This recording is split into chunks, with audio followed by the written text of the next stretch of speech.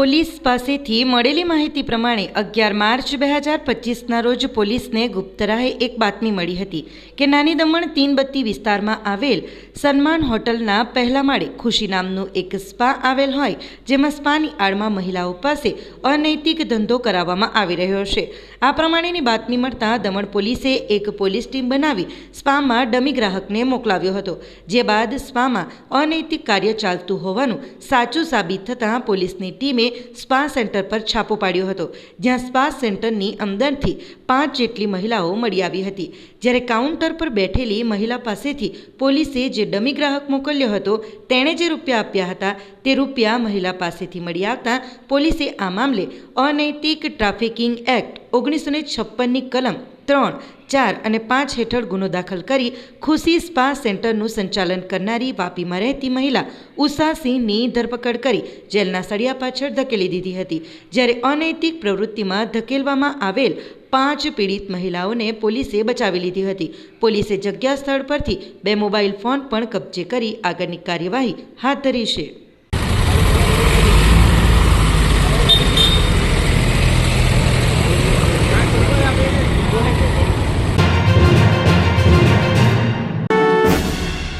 હોળી આદિવાસીઓનો ખૂબ જ માનીતો અને આસ્થાનો તહેવાર છે। હોળીની વલસાડ જિલ્લામાં ખૂબ જ ધૂમધામથી ઉજવણી કરવામાં આવે છે। ખાસ કરીને આદિવાસીઓ હોળી પહેલાં ફાગણ સુદ એકમથી જ હોળીની ઉજવણીની તૈયારીઓ શરૂ કરી દે છે। જિલ્લામાં અનેક સ્થળોએ હોળીના હાટ બજારો અને મેળાઓ ભરાય છે। એવો જ એક હોળીના તહેવારની ઉજવણી કરતો મેળો એટલે વાપી તાલુકાના લવાછા ખાતે યોજાતો લવાછાનો હોળી મેળો। આ મેળાની શરૂઆત શિવરાત્રિના અઠવાડિયા બાદ લવાછા ખાતે સ્થાનિક આદિવાસી હસ્તકળાના કલાકારો તૂરના વેચાણની શરૂઆત કરે છે। તૂર એ મૃદંગ વર્ગમાં આદિવાસીઓનું પરંપરાગત વાદ્ય છે, જેની હાથ બનાવટની કલાકારી આજે પણ સ્થાનિક કલાકારોએ જાળવી રાખી છે। કાંસાની થાળી તૂરની પૂરક છે। તૂર અને થાળી એક સાથે વગાડવામાં આવે છે। તૂર થાળી આદિવાસીઓના પરંપરાગત અને મુખ્ય વાદ્યો છે। લવાછા ખાતેના હોળી મેળામાં જ તૂરનું વેચાણ થાય છે। અન્ય કોઈ મેળાઓમાં તૂરનું વેચાણ જોવા મળતું નથી। અહીંના મેળામાં તૂરના વેચાણ દ્વારા આદિવાસી કલાકારો રોજગારી મેળવે છે। એક તૂર બનાવતા 2 કલાકારોને સંપૂર્ણ 1 દિવસ જેટલો સમય થાય છે। એક તૂરનું વેચાણ આશરે ₹8,000 થી 10,000માં થાય છે। રાજ્યના અનેક વિસ્તારોમાંથી તેમજ મુંબઈ જેવા મોટા શહેરોમાંથી પણ લોકો તૂરની ખરીદી કરવા માટે આવે છે। લગ્ન પ્રસંગ, મરણ પ્રસંગ, નવાગનની પૂજા, કુળદેવી, કંસેરી દેવીની પૂજા, સાંસ્કૃતિક કાર્યક્રમો તેમજ અન્ય ધાર્મિક વિધિઓમાં તૂર થાળી વગાડવાનું ખાસ મહત્વ છે। આ ઉપરાંત તહેવારોમાં હોળીના પ્રસંગે આ વાદ્યોનો ઉપયોગ આદિવાસીઓ કરે છે। તૂર થાળીમાં જુદા જુદા ચાળાના તાલે વિવિધ નૃત્યો કરવામાં આવે છે। આદિવાસી સંસ્કૃતિ વિસરાઈ ન જાય તે માટે હવે લોકો ડીજે છોડી પરંપરાગત વાદ્ય તૂર થાળી તરફ વળ્યા છે। નાના બાળકીઓ પણ તૂર થાળી વગાડતા શીખી રહ્યા છે। તેથી તૂર થાળી અને અન્ય પરંપરાગત વાદ્યોનો વધુ પ્રચાર પ્રસાર થાય તેવા પ્રયાસો પણ થઈ રહ્યા છે, જે તૂર થાળીના મહત્તમ વેચાણ પરથી જ જાણી શકાય છે। અમારા બાપ દાદાથી અમારા પરંપરાનો આ ધંધો અમારો ચાલી રહ્યો છે। માર્ચની કોઈ પણ તારીખે પૂનમનો આ મેળો ભરાય છે ને એ મેળામાં અમારા બાપ દાદાથી વર્ષોથી આ જગ્યાનો મેળામાં તૂર બનાવીને વેચવા માટે અમે આવીએ છીએ। એની મૂળ કિંમત 10,000 રૂપિયા જેવી કંઈ થાય છે। આ આદિવાસી લોકોને આ વાજિંત્ર તો મોટાભાગે ઘણો પસંદ આવે છે। આ મેળાની અંદર 200-250 તૂર જેવા વેચાય છે। બહુ દૂર દૂરથી આવે। આ કાંઠો જે છે એ માટીનો બનાવવામાં આવે છે। એ પ્રજાપતિ કુંભાર બનાવે છે, રાજસ્થાની। આ મરેલા ઢોરનું ચામડું ઉગાડીને એને ચૂનો લગાવવામાં આવે। ચૂનામાંથી એને કુંડીમાં મૂકવાનો આવે। પછી કુંડીમાંથી એને 15 દિવસે સાફ કરીને એના બાલ કરી જાય, પછીથી આનું વિતરણ કરીને અમારે આ તૂર બનાવવામાં આવે। આ લવાચા મેળામાં અમે આવીએ તો તૂર વેચાણ વેચી આપીએ પસંદગી કરીને। જે ભાઈઓ લોકો આવે એમને વગડાઈ બતાવીએ અને સારું હોય તે લોકો લેતા જાય અને દુકાનવાળાને પૈસા આપે। દુકાનવાળા એક તૂર પર અમને 500 રૂપિયા આપે। આ કમસે કમ કેટલાક દિવસ 7-8 દિવસ આ મેળો ભરાય છે। દર વર્ષે અમે આવીએ છીએ અને અમારું મનોરંજન જેથી કરીને અમારા જેટલા ઘણા ટૂરવાળા અમને ભાઈચારો વધે ટૂરવાળામાં આમ નથી મળતા પણ અમે મેળામાં આવીએ છીએ ને અમારે વાજિંત્રી પોતપોતાની કલા એ અમે ભગવાનને અર્પિત કરીએ.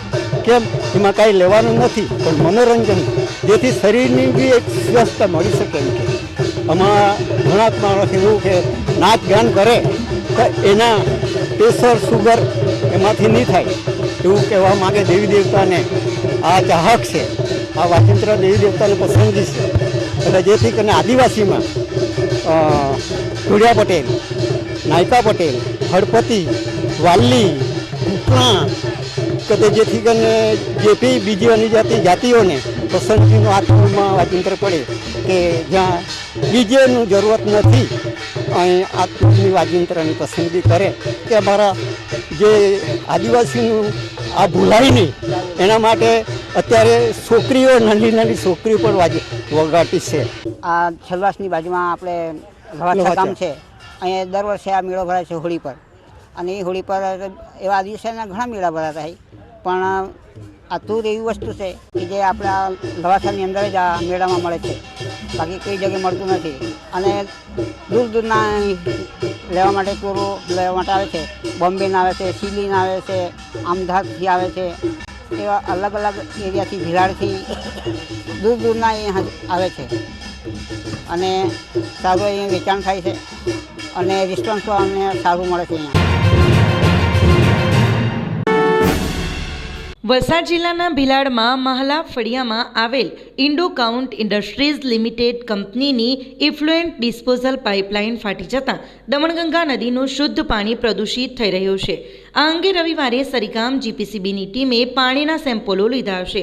આ સેમ્પલોને એનાલિસિસ કરવા માટે વડી કચેરીએ મોકલ્યા હશે, જેનો રિપોર્ટ આવ્યા બાદ અને ગાંધીનગર કચેરીના આદેશ અનુસાર આગળની કાર્યવાહી કરવામાં આવશે તેવી વિગતો એઓ ત્રિવેદીએ મીડિયાને આપી છે. પ્રાથમિક તપાસમાં આ ઇફ્લુએન્ટ ડિસ્પોઝલ પાઇપલાઇનને કોઈ બાળી છે અથવા તોડી નાખી છે, જેના કારણે ગંદુ પાણી નદીમાં ભળી રહ્યું છે. હાલ કલેક્ટ કરેલા પાણીના સેમ્પલો વડી કચેરીએ મોકલી આપ્યા છે, જેનું એનાલિસિસ રિપોર્ટ આવ્યા બાદ આગળની કાર્યવાહી કરવામાં આવશે. વાપી નજીકથી પસાર થતી અને દમણના દરિયામાં ભળતી દમણગંગા નદીના કિનારેથી ભિલાડની હોમ ટેક્સટાઇલ્સ બિઝનેસ ક્ષેત્રે જાણીતી ઇન્ડોકાઉન્ટ ઇન્ડસ્ટ્રીઝ લિમિટેડની ઇન્ફ્લુએન્ટ ડિસ્પોઝલ પાઇપલાઇન છેક દમણના દરિયા સુધી પાથરવામાં આવે છે, જેની પાઇપલાઇનમાંથી નીકળેલા ઇન્ફ્લુએન્ટથી ભરેલા તળાવને જોતાં કદાચ આ પાઇપલાઇન ઘણા દિવસોથી ફાટી હોવા છતાં તે અંગે સંચાલકોએ ઉદાસીન વલણ સેવ્યું હોઈ શકે છે. ICIL કંપનીનું ઇન્ફ્લુઅન્ટ દમણગંગા નદીમાં જ્યાંથી પડી રહ્યું છે ત્યાંથી નદીનું પાણી કાળાશ અને લાલાશ પડતું નજરે આવી રહ્યું છે. નદી કિનારે મોટી માત્રામાં સ્લજ સાથે કાદવ કિચડના થર જામ્યા છે. આ ગંદુ પાણી જળચર જીવો માટે તેમજ પશુઓ માટે જીવલેણ બની શકે છે. કંપનીમાંથી ટ્રીટ કરેલો ગંદુ પાણી બહાર નીકળતું હતું, એની અમને ફરિયાદ મળી હતી કે કોઈએ અજાણ્યા શખ્સે એને એની જે પાઇપલાઇન છે ડિફ્યુઝર સુધી જાય છે એ બાળી કાઢી છે અથવા તોડી નાખી છે, ત્યાંથી પાણી લીક થતું હતું. તો અમે અમારી ટીમને તાત્કાલિક ધોરણે રવિવારના રોજે સવારે 7:30 થી 8 કલાકની વચ્ચે એની તપાસ કરાવેલી છે અને સેમ્પલ લીધેલા છે અને એ એનાલિસિસ માટે અમારી બાપી કચેરીમાં મોકલેલ છે. જ્યારે એનાલિસિસ આવશે અને હેડ ઓફિસ દ્વારા કાર્યવાહી કરવામાં આવશે. વલસાડ છીપવાડની દુકાનોમાં પાલિકા દ્વારા ચેકિંગથી ફફડાટ. વલસાડ પ્રાંત અધિકારી અને વલસાડ મામલતદારની સૂચનાથી આજરોજ બપોરે વલસાડ નગરપાલિકાની ટીમ સાથે વલસાડના છીપવાડ વિસ્તારમાં આવેલ હોલસેલ કરિયાણા સ્ટોર, મીઠાઈની દુકાનમાં સઘન ચેકિંગ હાથ ધરાતા એક્સપાયરી ડેટ માલ સામાનને નાબૂદ કરવામાં આવ્યો હતો. જ્યારે મીઠાઈના દુકાનદારોને મીઠાઈ અંગે કેટલીક સૂચનાઓ આપવામાં આવી હતી. વલસાડ શહેર વિસ્તારમાં આવેલી કેટલીક કરિયાણાની દુકાનોમાં એક્સપાયરી ડેટવાળા ખાદ્ય પદાર્થો કે અન્ય સામાનો વેચી રહ્યા હોવાની ફરિયાદો ઉઠી હતી, જેને લઈ આજરોજ વલસાડ પ્રાંત અધિકારી વલસાડ મામલતદારની સૂચનાથી વલસાડ નગરપાલિકાની ટીમે વલસાડ શહેરના છીપવાડ વિસ્તારમાં હોલસેલ વેપારીઓ અને કરિયાણાની દુકાન તેમજ મીઠાઈઓની દુકાનમાં સઘન ચેકિંગ હાથ ધરવામાં આવી હતી. ચીપવાડ વિસ્તારમાં આવેલ હોલસેલ કિરાણા સ્ટોરની દુકાનમાં એક્સપાયરી ડેટના તેલ, મસાલા કે અન્ય જીવન જરૂરિયાતના ખાદ્ય ચીજવસ્તુઓ મળી આવતા પાલિકાની ટીમને તેનો નાશ કરવા માટે આદેશ કરવામાં આવ્યો હતો.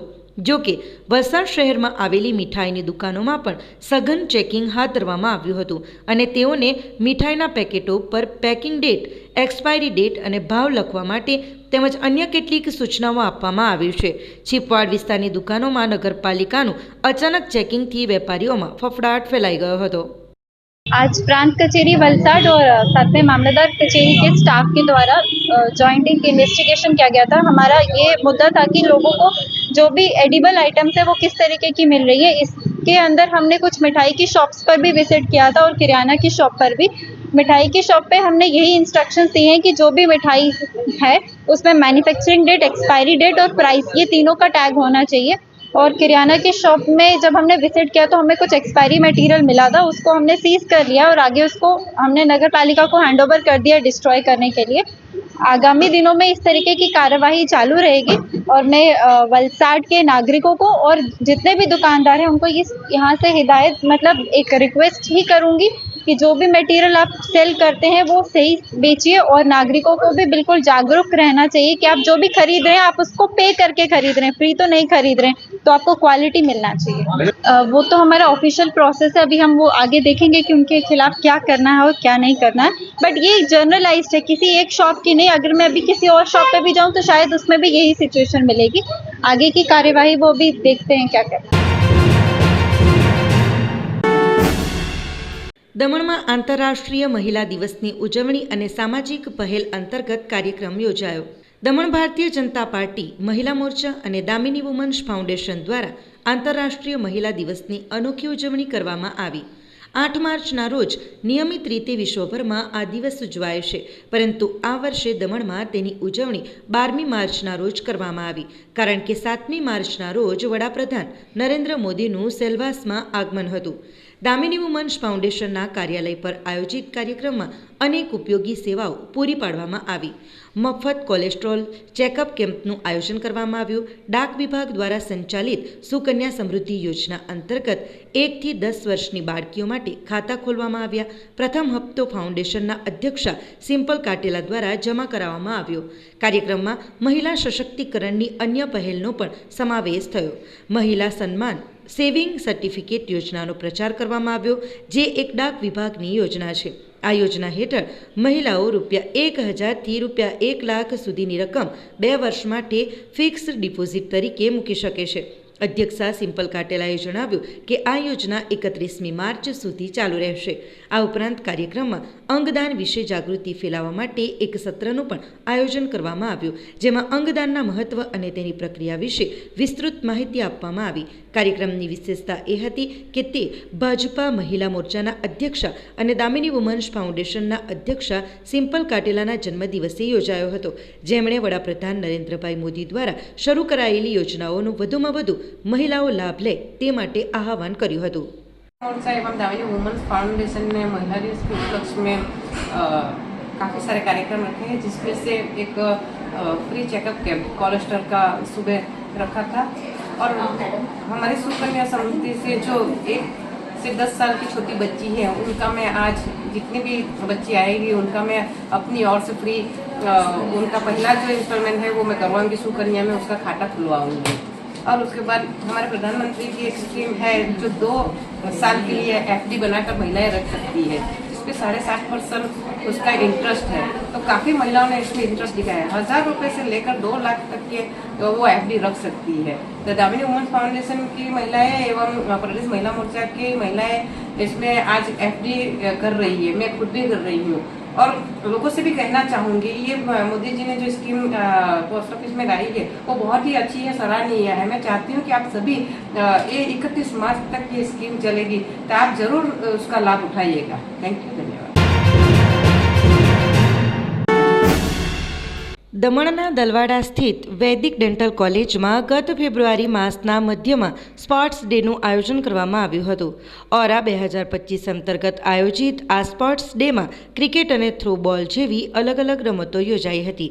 એક સપ્તાહ લગાતાર ચાલેલા રમોત્સવ બાદ વધુ એક સપ્તાહ સુધી વિવિધ સાંસ્કૃતિક કાર્યક્રમોનું પણ આયોજન કરવામાં આવ્યું હતું, જેમાં ડેન્ટલ કોલેજના ફર્સ્ટ, સેકન્ડ અને થર્ડ યરમાં અભ્યાસ કરતા તમામ વિદ્યાર્થીઓ અને વિદ્યાર્થિનીઓએ ભાગ લીધો હતો.